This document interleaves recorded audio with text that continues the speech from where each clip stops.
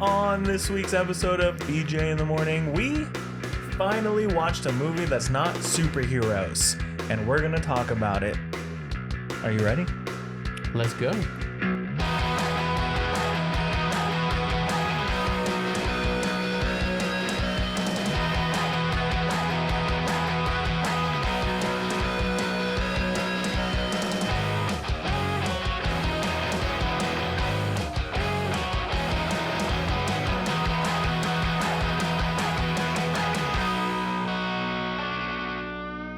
Welcome back to BJ in the Morning, your favorite podcast with a dirty name and even dirtier takes on movies, TV, and pop culture. My name's Brendan. And I'm Juan. And that's right, you heard it right out of my mouth. We're talking about a movie that's not Marvel, DC, or other comic book related things. Can you believe it? Juan can't. Mother can't. The Peep plush over there can't. Juan, tell the people what we're going to be discussing today. Today, my friends, my fellow companions, my viewers, my friends, again. Yeah, because that's the most important. We're talking about the movie Companion. So if you haven't seen this movie, because it isn't new, came out this year. Yeah, 2025. I got pulled up. I got it pulled up too. I got pulled up. You got pulled up too? I got something pulled up. January. Yeah, so it's 2025. It's a new one. So I never heard about this movie until you told me to watch it. Right. So I was kind of just scrolling around trying to find something I haven't watched because I was trying to challenge myself to watch a new movie every day this month, and I already failed epically, so I'm going to try again next month. That's okay. Maybe you'll join me one of these months. Let's see how long we can get the streak going. Every day? Yeah. Would it count if like I did one and you did one? Well, okay, let's derail for a second before we talk about it. So the way that I was doing it was a movie for every day of the month. Uh-huh. So if there was a day I missed, I could double up on another day or triple up. Or you could just watch 31 movies in one go and be done. But there had to be one movie for each day of the month. Technically, I still have time, but I've only watched 9 movies this month. And it is? The 14th. The 14th. I'm not that far behind. Yeah. Maybe I could still pull it off. Double up a couple days. But if you want to see how that journey is going, you can follow me on Letterboxd. Because that's where I'm posting all the new movies I'm watching. So the rule is I'm watching movies I've never seen before. It doesn't matter how new or old they are, just something I've never seen before. Because I kind of stopped watching new movies. Mm-hmm. So getting back on the rails, I was scrolling around trying to find something, and I saw this movie. I saw the poster for the movie while I was scrolling, and it was just a girl. Mm-hmm. With all white eyes, and it said Companion across the top. And I was like, never heard of it, never seen it. Let's check it out. So I did the dumb thing and watched the trailer. And the trailer spoiled a lot of this movie for me. Really? Why did the trailers do that? I think they needed you to understand what was going to happen, but there were still other twists that didn't get spoiled. So I think that was cool. But I did learn that the producers of Barbarian produced this movie as well. So I was already like, I trust them. Let's do it. Let's go for it. Yeah. So I watched it, and immediately I texted you about it and said, hey, man, you remember that time you told me to watch Barbarian and not to look anything up about it and just watch it? Yeah. This is that. And I said, okay. Yep. And then we didn't talk about it at all until I did ask, where do you watch it? And he goes, I don't know, Max, I think. Yeah. Guess what? It was on there. And the only reason it was like I didn't have a definitive answer is because I have Prime with Max, Paramount, and Stars. So they all just kind of show up together. So I was like, I think it's on Max. Like, I don't know, Max, I think. But yeah, I watched Companion, and then I texted Juan and said, you need to watch this. Let's give you a little details about this movie before we start talking how we feel. Sure. So this movie's 2025. Mm-hmm. Directed by Drew Hancock. I don't know what else he's directed. Not much. Companion, Time Fixers, and My Wife and I Bought a Ranch. What is that? I don't know. It doesn't even have a poster on here. So he's still pretty new to the directing thing. He's written Companion, Fred 3, and then My Wife and I Bought a Ranch, and The Faculty. Fred? Yeah, like the annoying kid from YouTube back in the day? Oh, yeah. Yeah. But yeah, so he directed this. The tagline for this movie is "Find someone made just for you." Ooh.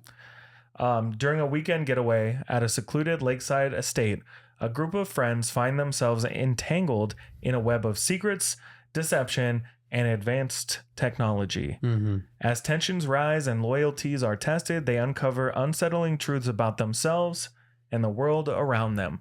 Does that do this movie justice? The description? Yeah.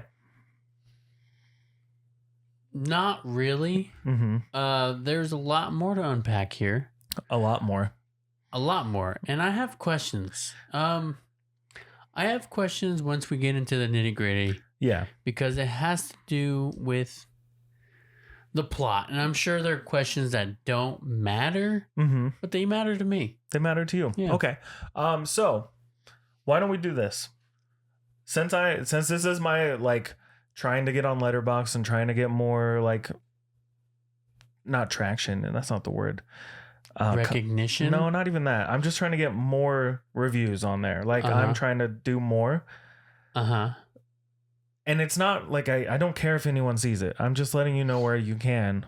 It's more for me. Yeah. But I had done the Minecraft movie because we did it for an episode. Yeah. And then the one other movie because Fantastic Four and Superman.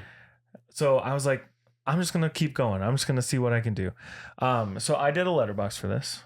Okay. And I feel like what we can probably figure out together right now is just our normal thoughts, non-spoilers, things like that.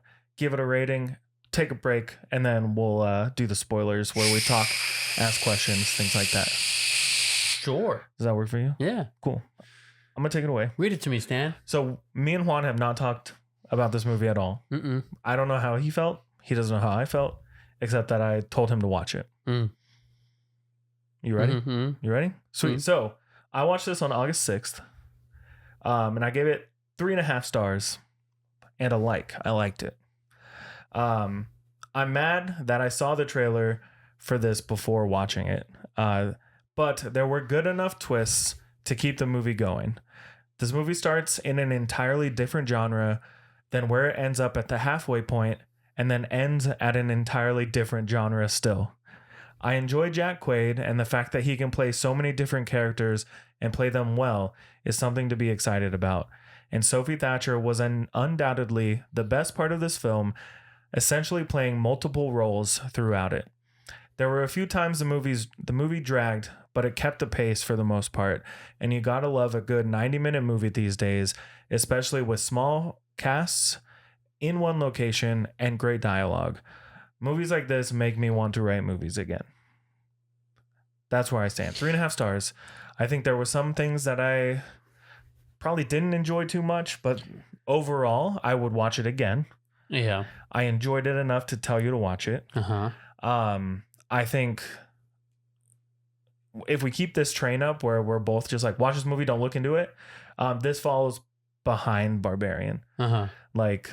Barbarian is way better than this movie, but it's still a good movie in my opinion. So that's where I stand. And that kind of brings me to what you said in this makes me want to make movies again, because movies like this makes it feel doable. Yeah, attainable. It feels like a Sundance movie or something you would watch at a film festival. And the fact I love those movies where it's just a small cast, 3, 4, 5 people in a house or in a room, just one location. And I love movies like that. There was another movie I watched like that semi-recently, and I cannot for the life of me remember at this time, but I remember thinking the same thing. Like, I want to make a movie where you're challenged to the boundaries of one room and such a small cast that it seems more fun. Yeah. I think the last time you mentioned something like that was It's What's Inside. Because it was one location, smaller cast. That's exactly the movie. Yeah. That's exactly the movie I was thinking of. Holy crap. Also a great one. But yeah, the small cast, one location, keeps budgets low. It keeps time low. Like there's no time packing up at the end of the day and moving to a new location and packing up and moving to a new location. And extras and they had a couple extras, right? Like not too many. There was the cop. Yeah, there was a couple cops and the other guys that the delivery guys. But other than that, there wasn't that many people in this movie. Yeah. And it really you really needed to have strong casting for this kind of movie to work, because you have to play on everyone's emotions and how they are interacting with each other, and you have to have good actors that can pull it off, because as we'll talk about it after the break, there's a lot going on in this movie. So yeah. But Juan, tell us about how you felt watching this movie. I felt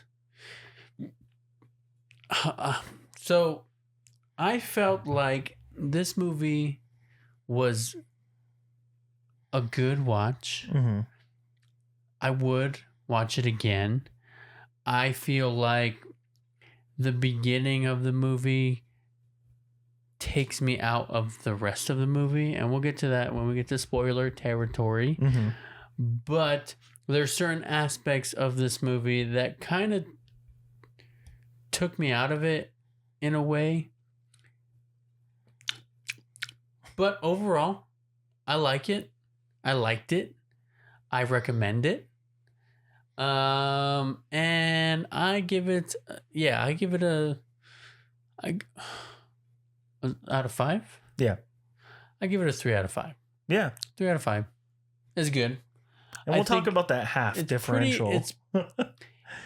It's pretty average in a sense where the whole movie as a whole is just not solidified. Does that make sense? No. Because like how you mentioned, it felt like 3 different movies in each act. I felt like they could have done more. Like if they're claiming to be a horror thriller, they could have made it more of a horror thriller movie rather than just throwing a shit ton of blood. Yeah. And calling it a horror thriller. You know what I mean? There was nothing really scary about this movie. Right. I agree. It didn't feel scary unless you really dig into the things that are going on to potentially make it scary, I guess. Which again, we're dodging around spoiler territory here. I think we'll definitely have to discuss it more, but I felt like the main cast being Sophie Thatcher and Jack Quaid were excellent in their roles.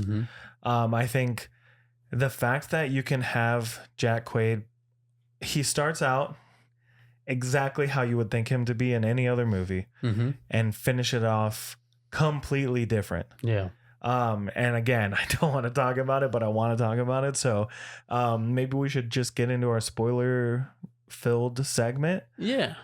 So we'll go ahead and we'll take a quick break. We'll talk to you after these messages. Probably just one message. We'll talk to you after this message. Yeah. And we're back. Nice. That was beautiful. And we're back. And we're back. And we're back. Back again. So here we are. Will we ever learn how to segue out of an ad break? Probably not. But it's okay. You want to know why? Why? Because we've gotten to the spoiler-filled part. Yeah, segment of our episode. Of companion. Take it away. All right, so the trailer for this movie spoiled the big twist at the beginning. Mm-hmm. But you didn't know the twist going in, right? Yep.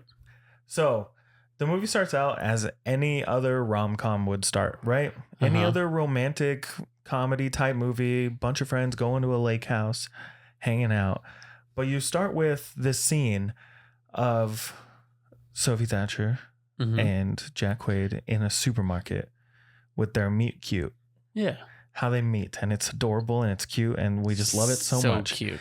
And she immediately is like head over heels for this guy. Like she loves him to an extent that is almost scary. Yeah.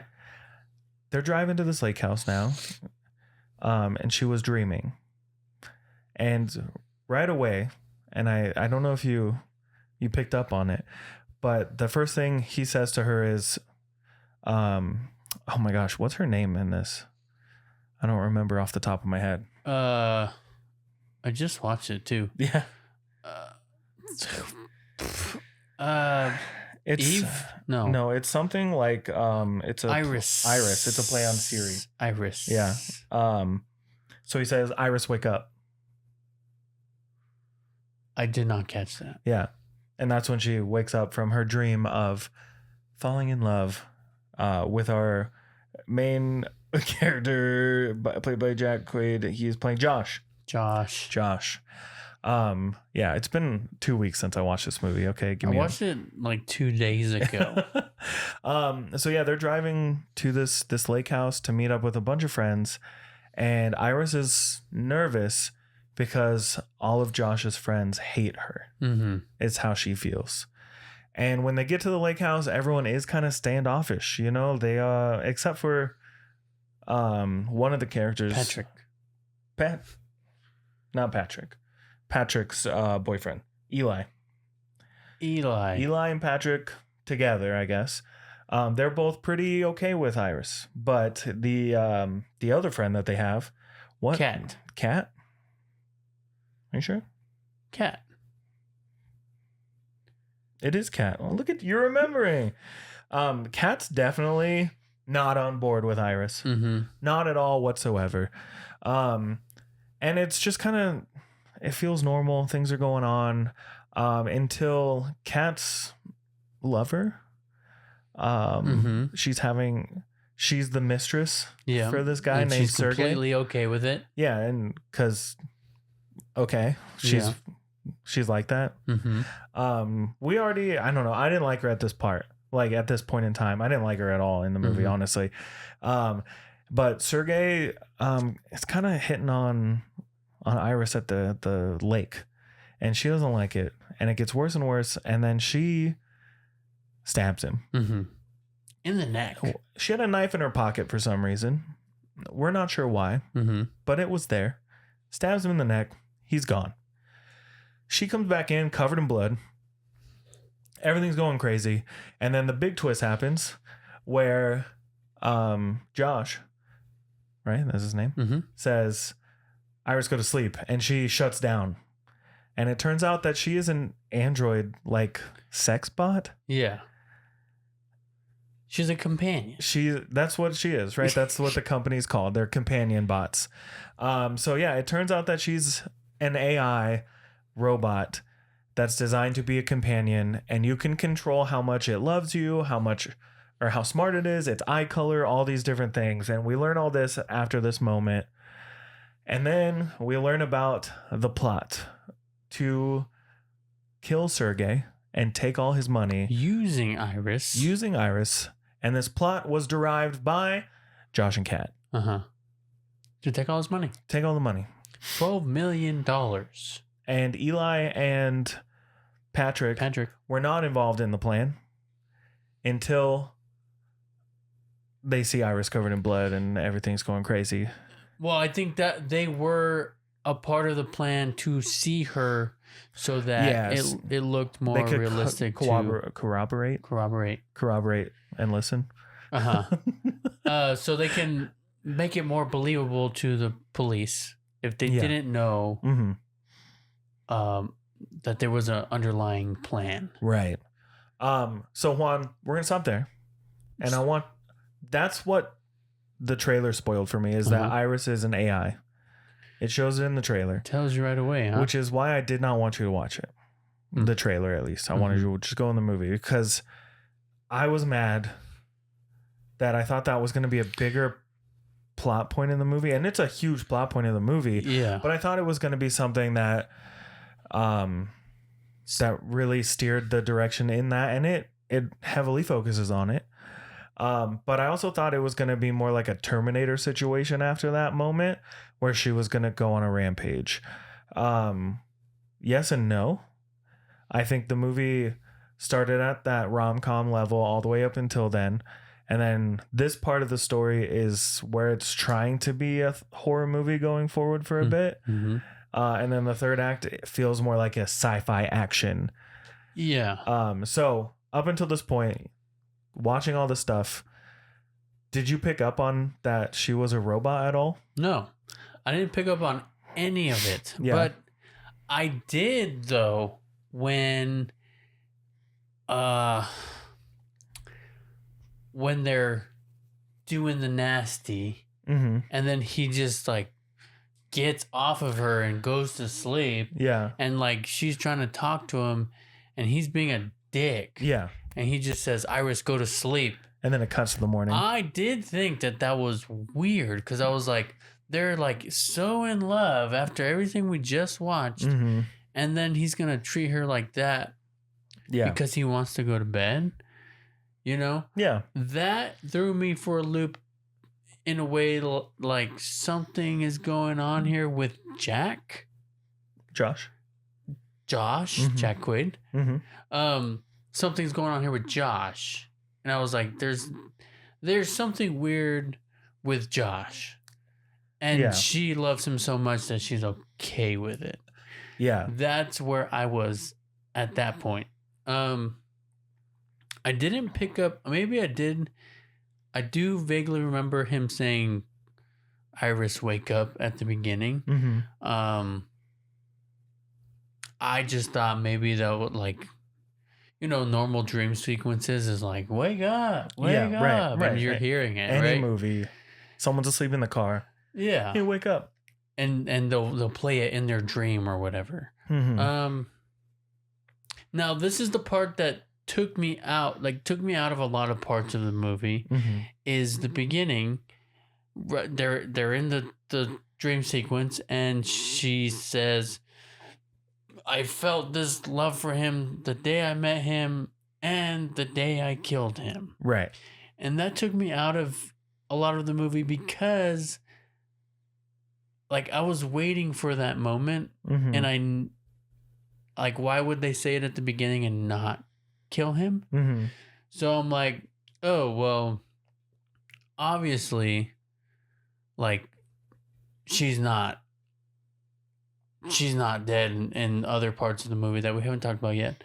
But it's like, she's not dead. Obviously, she's going to come back somehow and kill him. And it really took that suspense away from me. I get it. I feel that. I think for me, like them opening the story with that, it tells you how it's going to end, but you're never going to know why it gets to that point, like until you watch the movie or follow the story. I mean, I understand the idea behind it, and it definitely was a shock factor, like right at the beginning of the movie. Yeah. But then that just had me like, you know, like if you watch 15 seasons of a show 10 years after it came out and you're like, well, obviously they're not in real danger because there's like 10 more seasons after this. Right. It kind of gave me the same thought process, I guess. I see what you're saying. I see. You're picking up what I'm throwing down? A little bit, yeah. But the couple times looking back on it where you start putting the pieces together, the Iris wake up, Iris go to sleep, he always says her name first.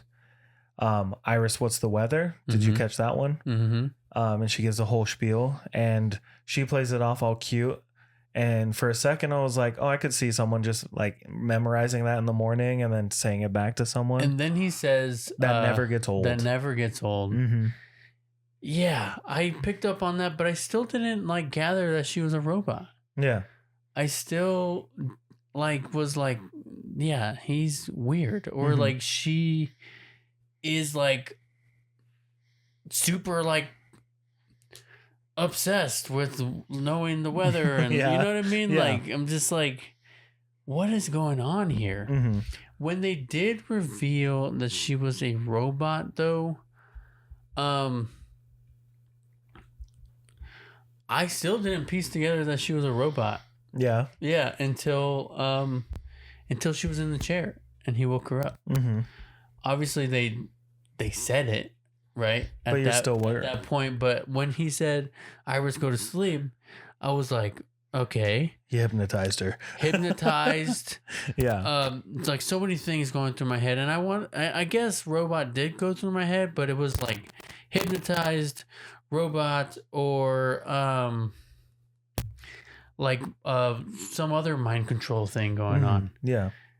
And I'm like, ooh, but it immediately made sense to that scene when he was just kind of standoffish about their naughty times, bedroom endeavors. Bedroom endeavors. Yeah. So going forward, then they wake her up. We find out the entire plan was to make. They had a hack for Iris that Josh installed that would allow the robot to harm a human being because they're not allowed to do that. They're also not allowed to lie to their companion owner or anybody. Yeah, right. Any humans. They're not allowed to lie to humans. But this hack allows them to cause harm to humans, lie to humans, all that kind of stuff. So, of course, when you start hacking super intelligent AI, things are going to go wrong. And they do go wrong. They are planning on wiping her memory, factory resetting her, and she escapes, runs off into the woods, and it causes a huge ordeal where Eli and Patrick are brought into the plan, and they are fighting over how they're going to divvy up the money, which is the reason they were going to kill Sergei, and how they were going to divvy up the money 3 ways, even though there's 4 of them. Yep. And at first I was like, yeah, they're a couple. They should just split a third. That was exactly my thought. And I was like, yeah, they're a couple. And then they hit us with the Patrick go to sleep, and he's also a robot. Well, he does say, well, Patrick doesn't count. And he's like, why would you do that? Like, why would you say that in front of him? And he says, Patrick, go to sleep. And I was like, oh my goodness. Yeah, that one hit me because I didn't see it coming at all. That one did hit. And going back again, when they're sitting around drinking, talking about how they all met. Telling the story. The same type of story, right? Where it was love at first sight and they fell in love and it's all over because of that one moment. But we don't get that story from Kat or Sergei, you know? So it comes back. You start thinking back, and that's why I had bumped mine half a star up because I was like, man, they really like knew how they were going to set all this up. Yeah. So yeah, we find out that he's a robot, but he's an older model than Iris. So things are a little different. But this is about the moment when people start dying, right? So they're all running through the woods trying to catch Iris, who also stole the phone that controls her. So she bumps up her intelligence and makes herself super smart. And she's in control of everything that she needs to control. There's no barricades on her anymore. There's no safeguards. Yeah. I also didn't see. I think they underplayed the intelligence part. I think. Yeah. Because they did mention that when Josh was buying or getting Iris, he, the guy telling him and making him sign contracts and all that, tells him that 0% he's just a dimbo that you sleep with. Yeah. And 100% she's a Harvard grad or something. College graduate or like some crazy high intelligence. It's level. human intelligence though at that level, right? It's not super intelligence. Right.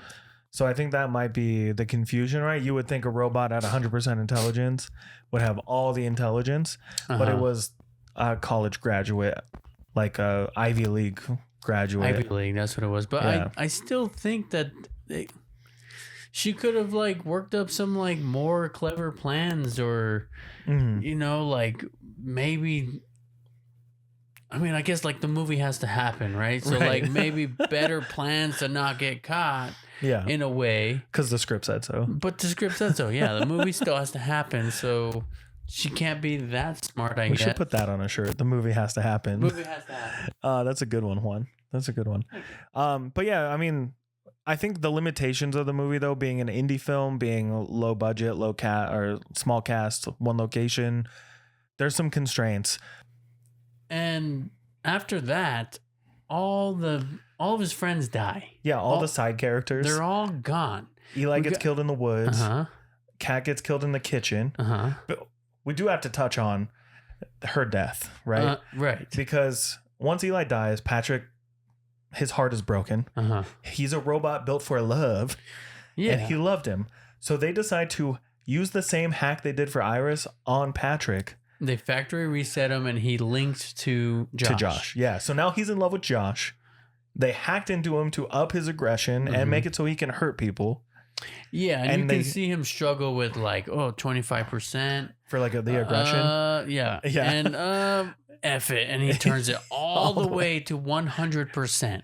And a big mistake, I guess, right? Well, he terminates. He becomes the Terminator. Yeah, he becomes the Terminator. He goes and tracks down Iris, drags her back to the house. They tie her up because they get the phone back, turn on the voice commands again. They tie her up, and now Patrick's making dinner. Kat's freaking out. She's all pissed off that all this is going on. And she's like, I'm done. I'm out. I don't even want the money. And she did take money. Well, she put money in the suitcase. She was like, I'm done. I'm out. I'm taking my share and I'm leaving. I'm out. But Josh isn't having it. And he says, Patrick, stop her. And we just said.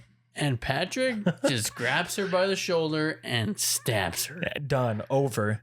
And you can see the shock in Josh. And he's like, Patrick, why'd you do that? He's like, well, you told me to stop it. It's shouldn't have turned his aggression up, right? Maybe, and like turn it up to get Iris back, but like turn it back down. Yeah, maybe.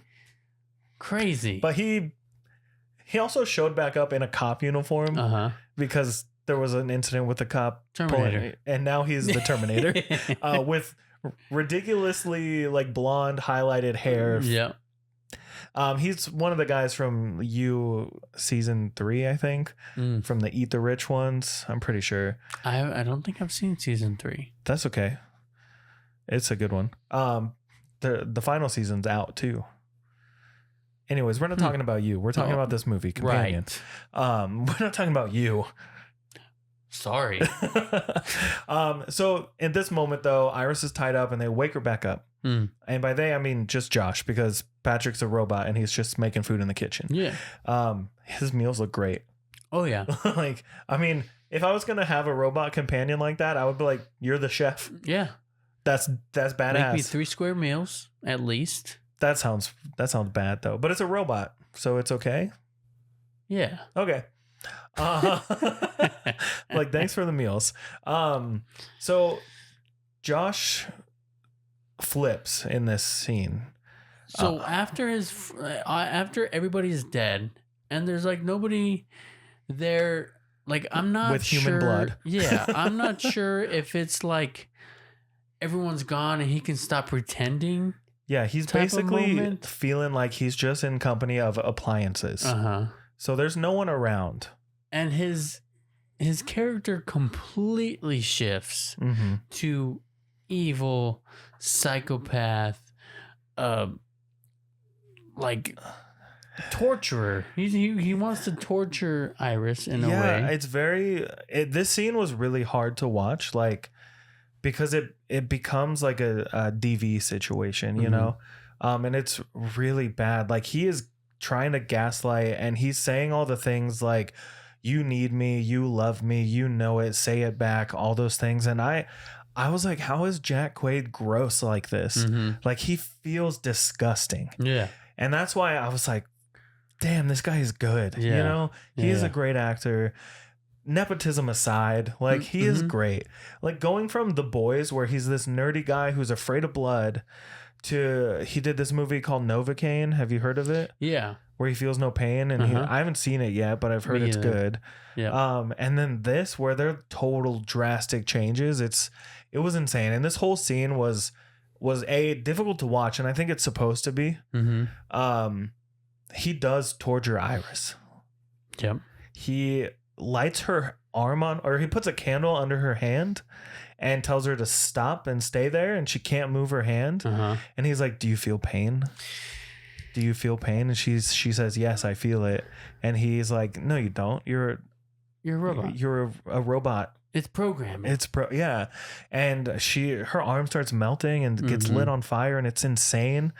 Which I want to touch on the arm thing at the end when we get there. Yep. But yeah, this whole scene was rough. But he thinks he gets away with it. Right? So he thinks, I called the people to come pick her up because she's defective. And he makes her shoot herself. Yeah. Thinking, that's how you destroy a robot. We're done here. He's in the wrong school, because it's zombies you shoot in the head, not robots. Not robots. Not robots. Because the guys come and pick her up, and they say, we can just turn her back on, because none of the important stuff's in her brain, just her Wi-Fi receiver. Everything else is in her stomach. And there's cameras in her eyes that are constantly videoing and recording audio all the time, so they can make sure that no one claims fraud on their product. Right? Yeah. Like, it makes sense. Didn't you read the agreement? And we saw at the beginning, he just skipped through it. He was just like, yeah. Yeah. He was just ready to get it. Yep. Yep. Yeah. So they hook her back up in the car, in the van. And she's rebooting. And he's losing his mind, and he sicks Patrick on everyone. Yep. So the delivery guys, who had nothing to do with anything, they get got. Well, one of them does. Yeah. I think the other one does too.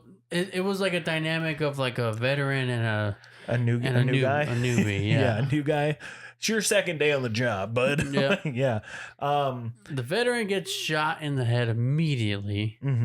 And he knew what was going on the whole time. Yeah. He's like, oh yeah, he modded her. He did it. He broke it. He messed up. Yeah. He knew that all the people that were dead in there were him. Like, he's seen it before. It's happened before. Of course it's happened before. Yeah.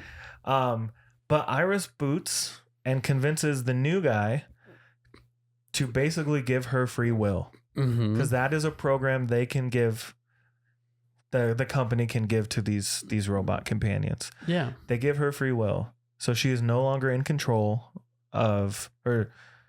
Josh is not in control of her. No one's in control of her. She's in control of her. And she can lie now. And she basically messes Josh up, right? Yeah. So she goes back, and then he realizes he can't control her. They start fighting. He's fighting her like she's a man. Yeah. Right? He is like laying into her. She is doing the same. And they're on the floor, and he is about to take care of it this time, right? He's going to shoot her in the stomach instead of the head. And she's reaching for the knife, and you're like, come on, just get it. This was my favorite thing that happened, though. Like, yeah, how she does it. And then, Does he ask any last words or something like that? I don't remember. I feel like it was in that vein. I don't remember right this second. So. And she says, "Josh, go to sleep." Yeah, and she stabs him in the head with a corkscrew. The electric corkscrew that they showed at least 4 times in that movie. Yeah, like people are just using it, and there's like almost an emphasis, like the camera's... It's like a small pause where it goes... Yeah, and as soon as that happened, I wanted to clap. Yeah. I was like, that is the best foreshadowing I have ever seen. Oh, it was great. And then just the pop of blood that pops in when she hits him with it. Ooh, it was so good. And you see his eye just kind of like lose control. And... it was a satisfying death. Yeah. Satisfying ending. Messed up. Oh, yeah. Josh, bad dude. Real bad dude. But we're at the final scene of the movie. Iris is free. She's been repaired, except for her arm. She's taking a shower, and she just peels the melted plastic off of her arm. Yeah. And it is the dumbest looking robot arm. Yeah. It feels so bad. CGI. Like there's just, I don't even know if it was CGI, and if it was really bad.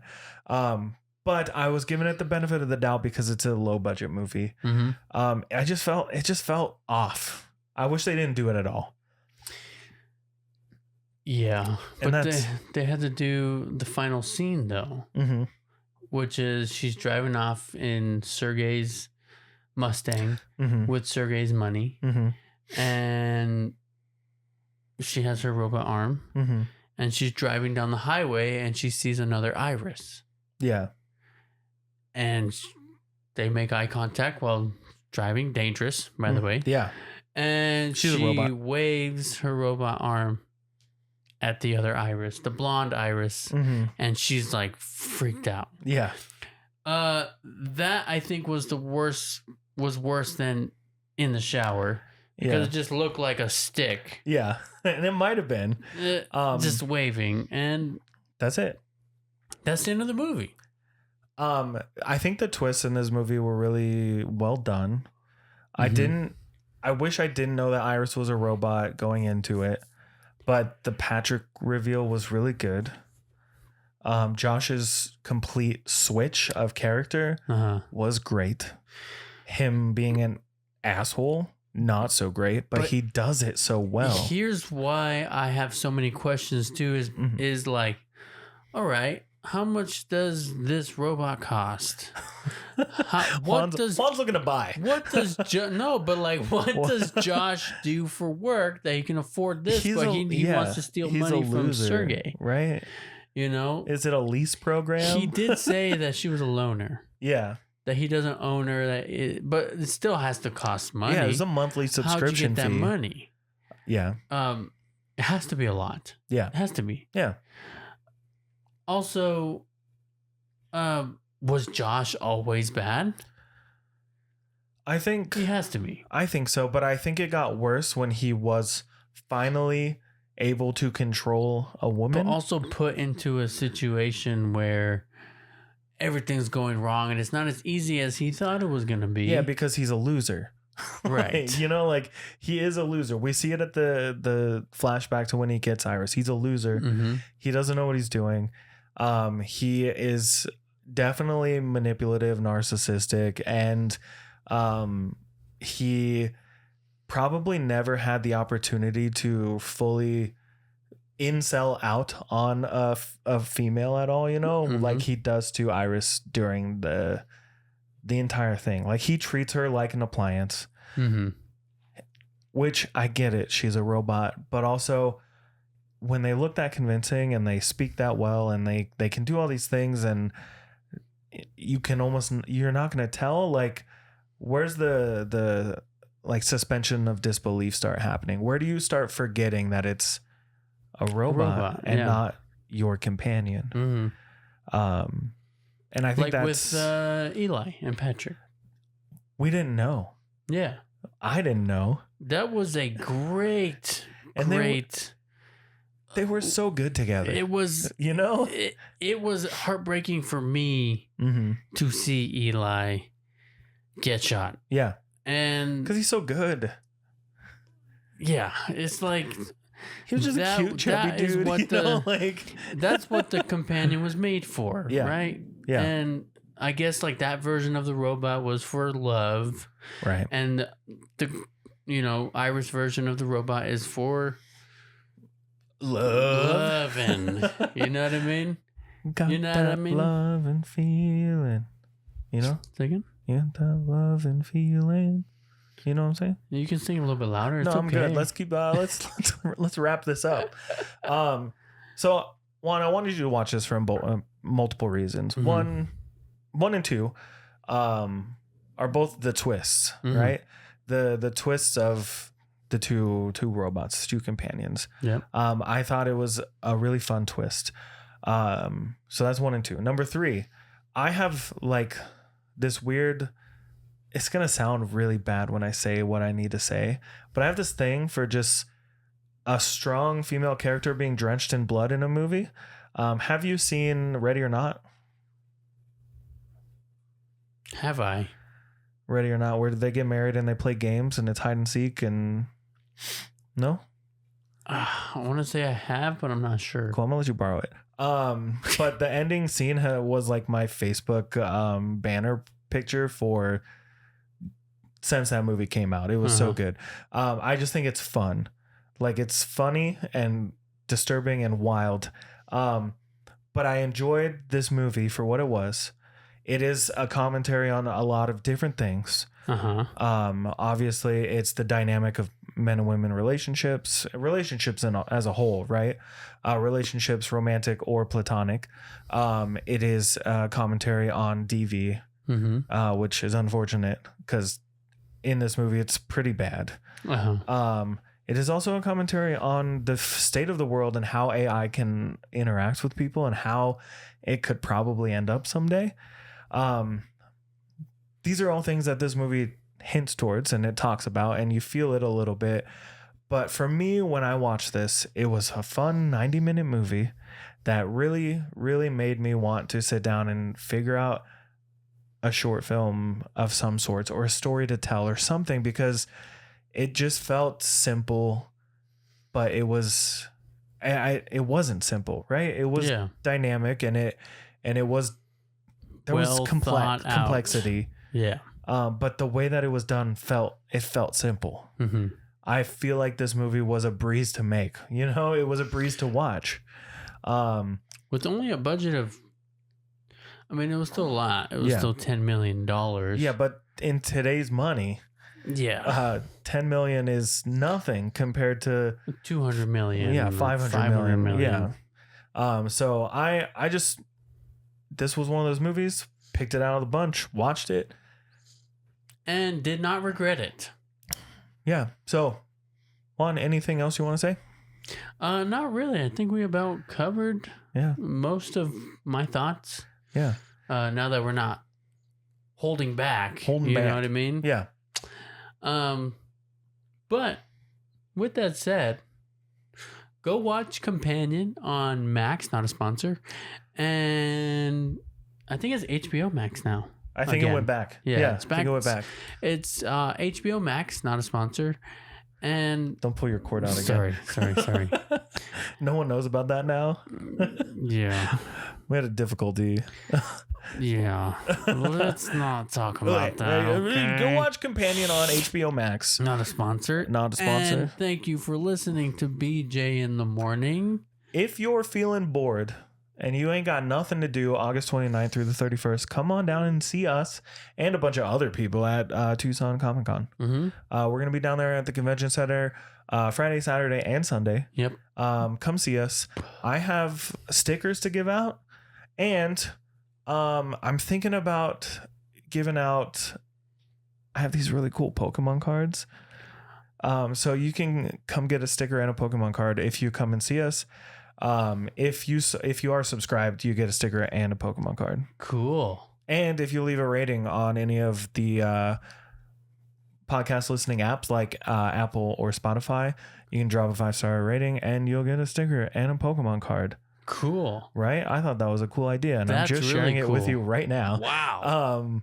Also, Juan, do I get a sticker and a Pokemon card? You have a sticker. And I'm sure you have a Pokemon card. I don't have any. I'll change that. Okay. Drop a review.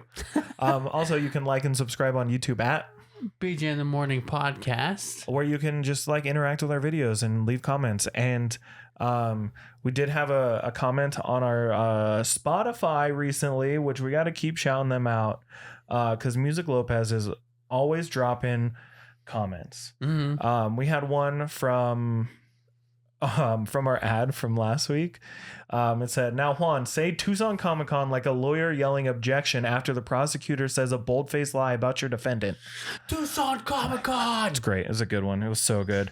There was also another. Don't want to wake up the baby. Yeah. There was another one from Music Lopez. I think also you just looked at it on our most recent episode. Juan using cred is really cool.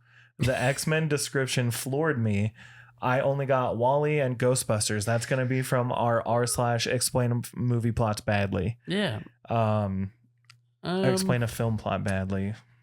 I'm glad you thought that was cool. I almost wanted to feel like, like maybe there was a little sarcasm in that comment, but if you really think it was cool, then maybe I'll say it more. Maybe. How about that? Maybe. How about that? But yeah, shout out to Music Lopez. Thank you so much for dropping those comments. It helps us out. Now share us out to your friends. And you can find us on like TikTok and Instagram at BJ in the Morning _ where you can see sometimes we post pictures and clips and stuff. And we're going to be posting more as we lead up to Tucson Comic-Con. And with that, without further ado, thank you for listening to this week's episode of BJ in the Morning. I'm Brendan. And I'm Juan. And Juan, tell him what the thing is. What? And I'm Juan. I said my name wrong. Did you? Yeah. Huh. Maybe we should just end it now. Well, just stop it. Just stop recording. We'll talk to you next time.